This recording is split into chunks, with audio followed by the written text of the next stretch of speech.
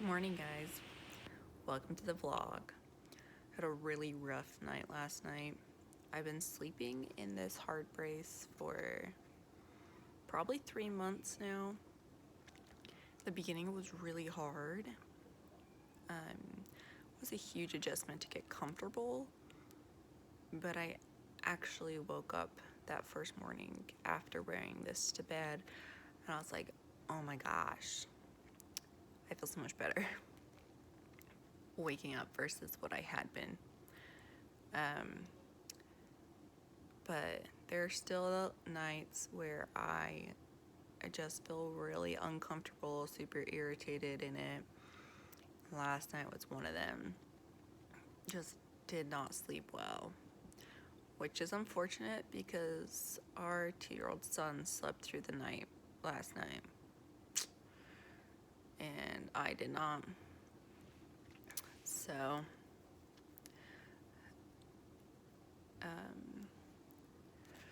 today I have a little bit of a busier schedule for me.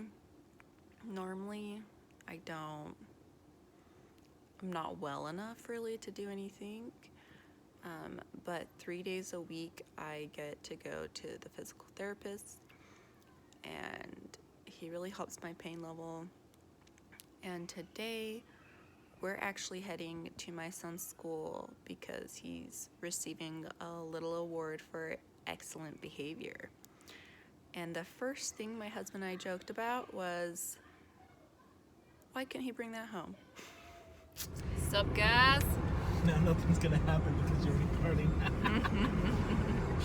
Heading to my physical therapy with my taxi driver and 2 of the kiddos. Say hi, taxi driver. Hey, I just said that my phone's going crazy, but it can't work because I'm busy driving my wife around. What a good hubby. I like how you're all blown out. I know. What? Say hi.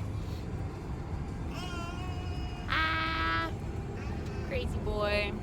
We're heading to my only social life activity. Whatever, you go to church. I do go to church. But I look forward to physical therapy more because it helps me. This is my most absolute favorite activity of the week. Laying on the heat. I got my little cheerleader.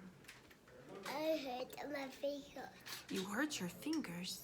Yeah, Oh no. I love it. What'd you do? It's way help. Over here. Yeah, my owie's over there today. My hip is Way not in my right spot. I read our mommy hurt the hurt. Yeah, mommy hurts, huh? Yeah, you're smart. I read that. Did you spit on mommy? Yeah, I love it. And then you wiped it I off? don't know. Oh yeah, we're at the doctor's. Is Matt gonna fix me? Yeah, I'll fix you. Oh, you're gonna help fix me? Okay, I'll do my toes. Okay. You're gonna do that for mama? Yeah. Oh, good. Thank you. Okay, I'll do this. Okay. My toes. Okay. Fix you.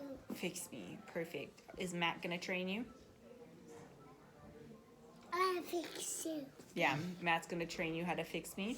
Yeah. Okay. Hey. I'm one of Brooke's favorite people. You are. These are my BFFs because you guys are my social life. We like Brooke. She's our friend. That's right. Rocking it. You've gotten some. All right, welcome to my amazing physical therapist. Let's make him blush before I make him talk. That's right. So, Brooke, what do you want? You wanted me to share what I was sharing earlier? Yeah, you nailed it. Okay. One of the most key points that I teach my patients that have EDS is that they present with a pattern that I like to call pathological stability, which kind of sounds funny. It sounds maybe like an oxymoron, two opposite words. But the reality is a lot of EDS patients will present to a provider not looking like they're truly the classic hypermobile patient. And in my experience, that's because their body is in so much pain that they're guarded, their muscles are spasming, they're trying to make up for the lack of stability from the poor collagen makeup and all of the joint stability. And so all their muscles are so tight that they do actually almost present hypomobile instead of hypermobile. But that's problematic if the provider doesn't understand the fact that you could have underlying hypermobilities even though you may present stiff. Then a standard approach would be for me to mobilize something that's stiff. And so if I think the solution is to mobilize, when in reality the underlying problem is hypermobility, not stiffness, then I'm actually going to perpetuate the issue. So a lot of people will have tried therapy and failed, and then, you know, if they're not resilient enough, they may not have searched for more options. So the pathological stability is best addressed through a lot of the techniques that we're doing right now, that I learned from Mike Healy out in Rhode Island. So the idea is to address the tension that's the source of pain at a level that can help manage pain, but not so aggressively mobilize any given joint that may seem stiff, so as to not still the support or stability that you do have present. And then if we can successfully manage enough of the tension and or pain that we can progress our exercises, that's when we really start to get our success, because your muscles need to be your stability source, but they're not up to that challenge unless they're trained to do so. A healthy joint has stability through both passive and active structures. The passive structures are what are ultimately faulty in a body that isn't making the right proteins. Me. Right. So those are the ligaments. Those are passive structures. They offer the support that they can offer and no more.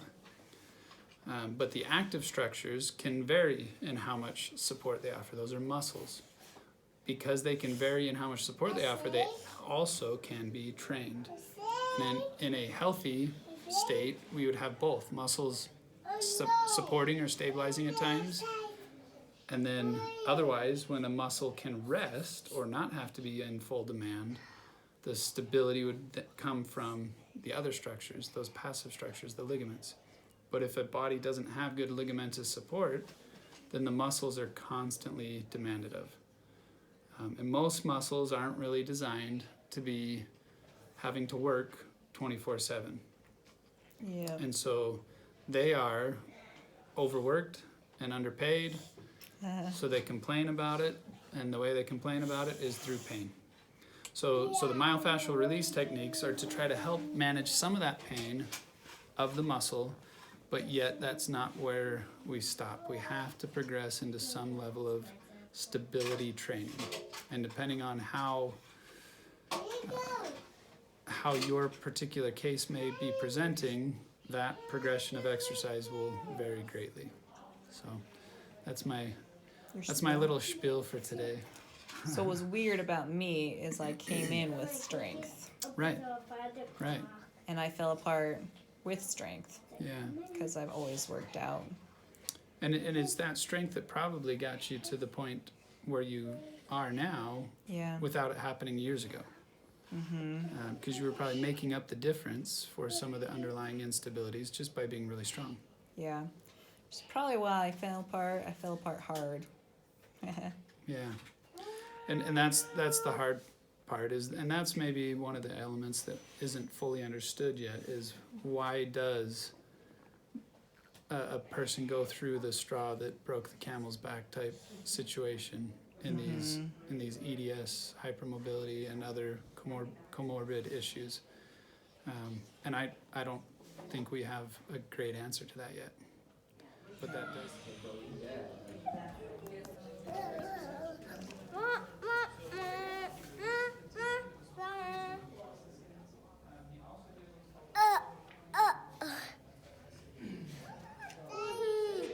Look at how strong mom's getting. Oh, it's so buff. Work out. What you doing? Will you introduce them to Milo, the skeleton? Sure. Here's Milo. We'll do a full body shot. I decorated him for the holidays. That was you? Yep. Don't worry, I got St. Patty's Day stuff gathered. Don't worry, we spent our money to decorate a skeleton. Dollar store. Cost me $3. I'm a big spender.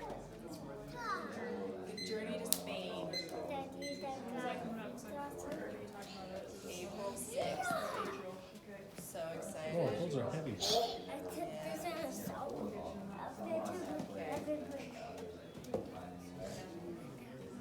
is my favorite one because I love squats and I miss them.